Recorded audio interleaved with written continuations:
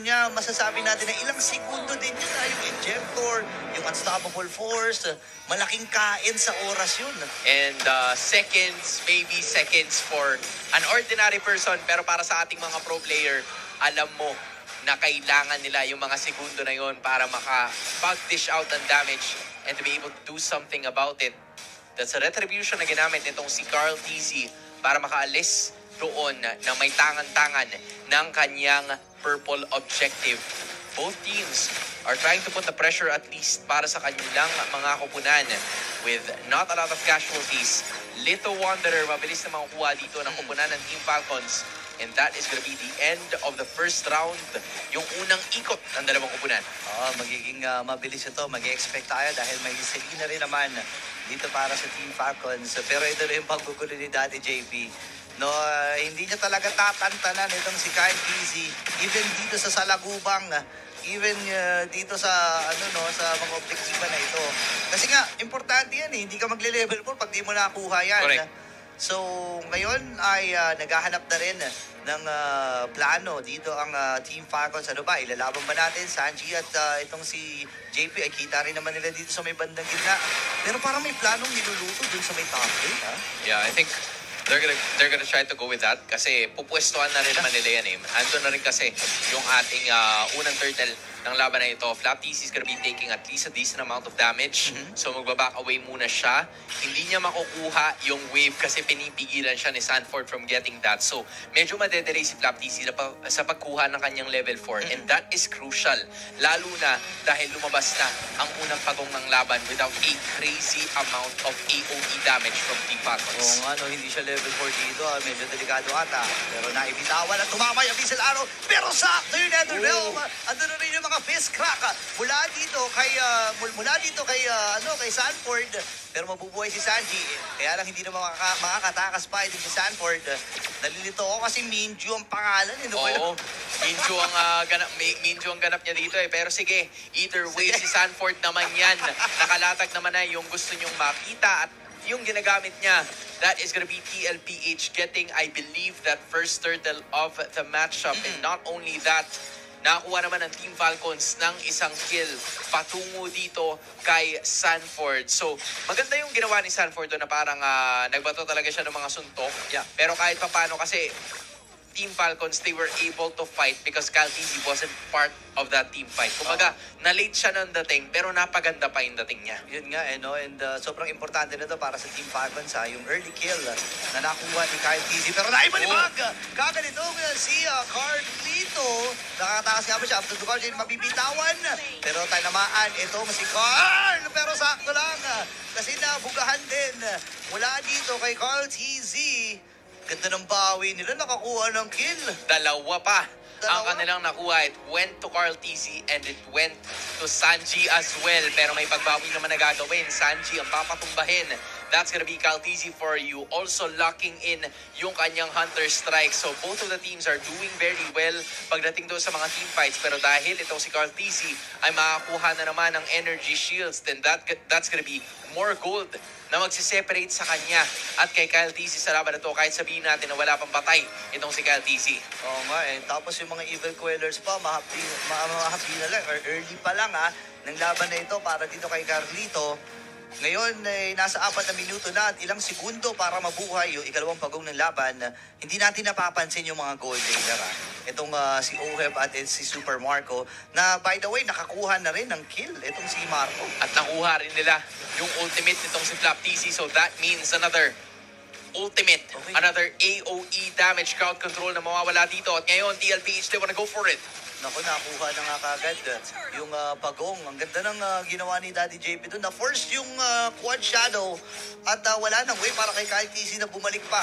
Though meron pa naman siyang shadow kill pero ayaw mo i-risk yung pagkakataon na yun. Kasi nga naman kapag namatay ka dyan, ilang segundong kakainin ng CLPH at may possibility pa na maagaw yung orange buff mo pag nagkataon. So both teams, they just decided to disperse. Yeah. Wala tayong kahit anong gagawin dyan. Hanggat maaari, pwede mo naman tayo pumalag mamaya haya. Pero Flap TZ, he's the guy na low-key pain ng side ng TLPH. Kasi ang goal nila, kailangan mawala muna yung iba sa mga ultimates nila bago tayo pumalag completely. Because if they go, or if we go ng team fights accordingly para sa kanila, baka pumalag sila. Pero ito na nga, sinasabi ko, nandun naman yung AOG. Okay, boy pa rin. Ejector play. Pero sakto!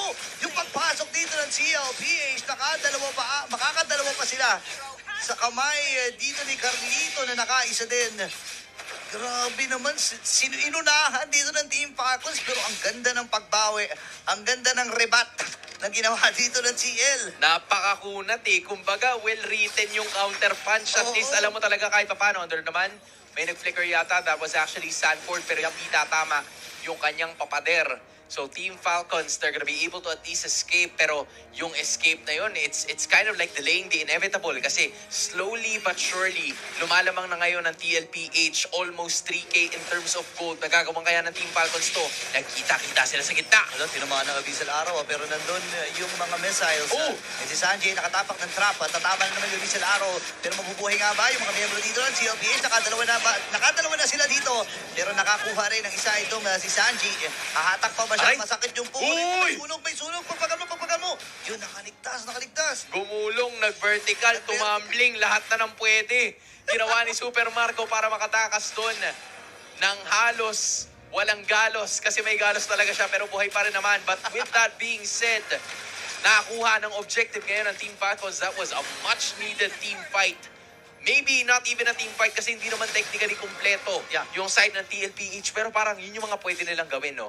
Hanapin yung mga posisyon, hanapin yung mga laban na kulang sila. Pero may conceal na naman. Andito na naman si JP.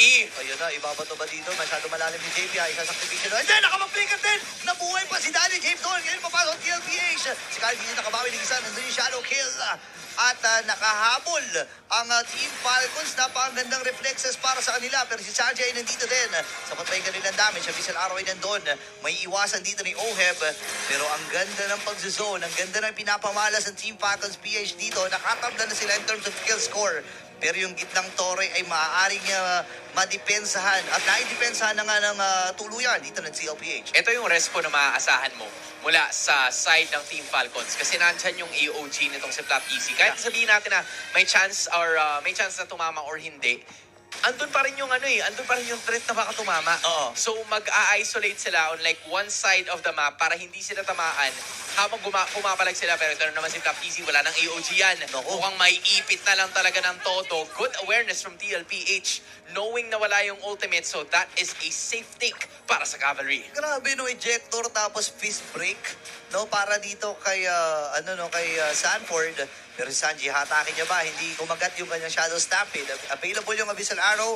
Tumama yun mula kay Few pero hindi go ang Team Falcons PH. Ngayon, 27 seconds para sa unang Lord ng laban. Maaaring mag-reset dito. Maaaring mag-flow na rin ng mga wave ng magkabilang kupunan. At dito na magkakatalo yan kung paano gaganda yung kanilang mga flow dito para makalamang sa unang Lord ng laban. Almost a tower taken out ng Team Falcons sa may batay taas, but TLPH got there just in time. 5 nandito ngayon sa mid lane. Gwen, flicker, and Tsunami Wave! Ayun na, nagamit na yung Tsunami Slam. Ngayon ay nabitawan na yung Peace Break and Peace Crack. Abyssal Arrow tumama ngayon. Nakakuha na kagad si Carl TZ dito. Pop yung immortality. Para kay Daddy JP, buhay pa rin siya dito. Hindi tatama yung Abyssal Arrow. Kritika ng mga buhay ng mga miyembro. Ayun na si Marco. Pero pasok si Marco. Guguba si Sanji. Hindi na available yung kanyang shot. Wait lang! Nakapasok din with that quad shadow. Itong si Kyle. 3-0 into KDA nito. Ang hirap labanan ng ganitong klaseng haya. Napaagaslaw ng Hayabusa. Nagtangan-tangan nitong si Kyle TZ. But even so, Kyle TZ medyo aware na siya na wala si Kyle doon sa may bandang kabila. So, trinay niyang puruhan yung Lord. But that only delayed what seemed to be the inevitable na Team Falcons na convert na naman sila ng Torre. They've been trying to do this. Take advantage of the waves and Sanji goes down. Oh my gosh, napakahapdi. Salo yung shadow kill. Patay si Sanji. Wala siyang stock. 20 seconds para sa kanyang death timer. Papasok si Oben dito. Available ang kanyang Tsunami Slam, hindi man yung kanyang flicker. Pero Conceal. okay na rin yun eh. Nagamit yung Tsunami Slam. Si Daddy J. Uy! Ay, naku sa likod! Yung naging ejector play niya ngayon ay mamamatay siya. Super Makmak ay nakakuha ng kill. Ito na yung pagbawi ng Team Falcon. Sabi na Oh, sige, wow. isa-isahin natin. Wala pa naman si Sanji dito. Marco? Pasok na rin si Carlito. Mamamatay si Marco versus 3. Lalaban si Carlito pero hindi niya kakayanin in terms of number. Ilugi-lugi siya. Papasok na rin ito si Kyle. May mga missile arrow pa nakasama doon. And this time ay purple buff ang magiging target at ang Lord ay nakuha ng TLPH. That was at least something that you will take. Nakuha pa rin naman ni Carl TC yung objective. Pero nawala siya doon sa proseso. 3 ang nakuha ng Team Falcons. We start to see now yung damage output na gusto talaga nilang ibigay. The cavalry are putting Super Marco doon sa mga may hirap talaga na pwesto. Yep. Like, every time na low sila, you understood na kung anong ginagawa nila. Pero si Pino naman ang nakita. Oh my And gosh. he's the one who's gonna go down. Hindi na siya nakatakas doon. Even yung kanyang flicker kasi ay wala pa rin at hindi available.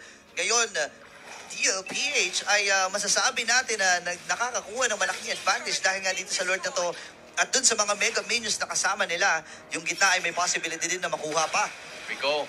Conceal ginamit dito ni Owen. Nandun na naman yung AOG. Tatama para kay Ohib. Huli si Ohib dito pero nandun yung Netherlands. Sakto lang talaga. Ngayon, sino ang Tsunami Slam dito ni Owen? Ayun at naibitaw at nabilibag itong si Daddy J. pa! Pero sakto yung extra shield na dala-dala niya. Mamamatay ba si Carlito? Yes, sir. Nakuha siya doon ni Super Makmak. Pero ang naging kabayaran ay si Flap lamang. Ngayon ay wala ang jungler mula din sa TLPH. Basag na rin yung Torre sa gitna.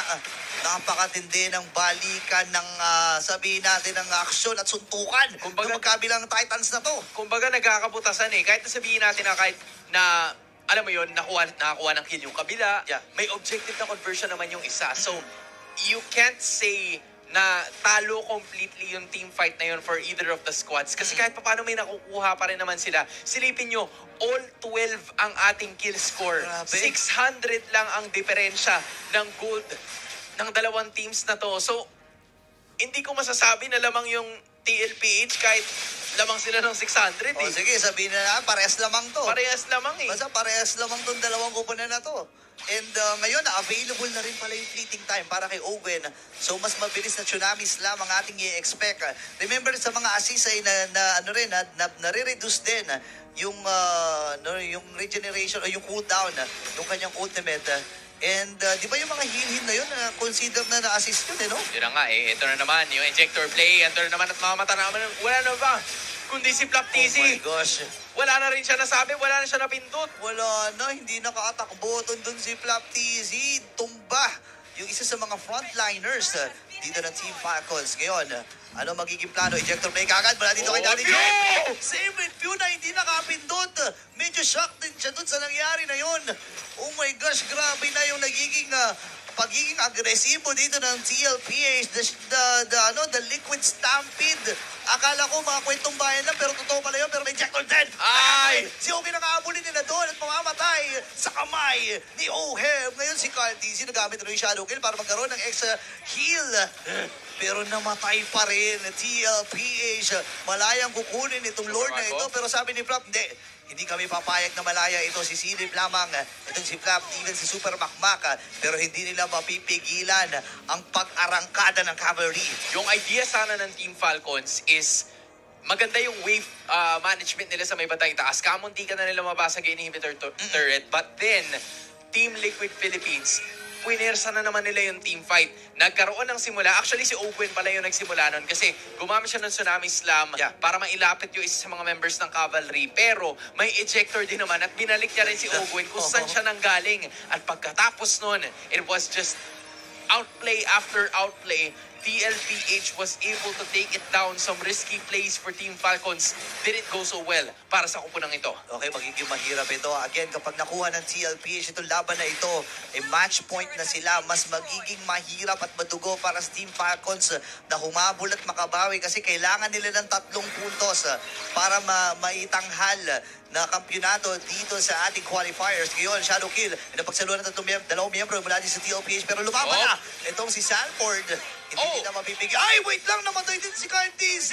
Bagsak yung Torre din sa bibad ng kita. Inhibitor na lang ang natitira. Ngayon, apat na tuga niya, walang tinamaan. Patay ata si Black TC. Naku, inilaban na lang niya. Nagamit na rin revitalize. Tumagal siya doon pero hindi aabot para lang mailigtas ng Team Falcons. Grabe yung nagiging action ng TL. Yun, parang hindi pa tapos kasi Di gusto pa. nilang patumbahin talaga. Itong inhibitor doon naman si JP! Ako nahuli si Kuya Pewton. Ako po. Grabe yung flicker and ejector play. Nalalapit ata ang katapusan. Ito na nga ba ang match point para sa TLPH? Ang dami nilang mga minions dito. Ang tanong, kakayanin ba ng clear wave mula sa Falcons? Oy! Namatay, pero wipe out para sa TLPH. Grabe, hindi na pinatawad kahit nasa loob ka ng bahay niyo, Super Makmak, hindi ka namin tatantanan. Hindi na talaga tinantanan. Sakto din yung ejector. At match point na ang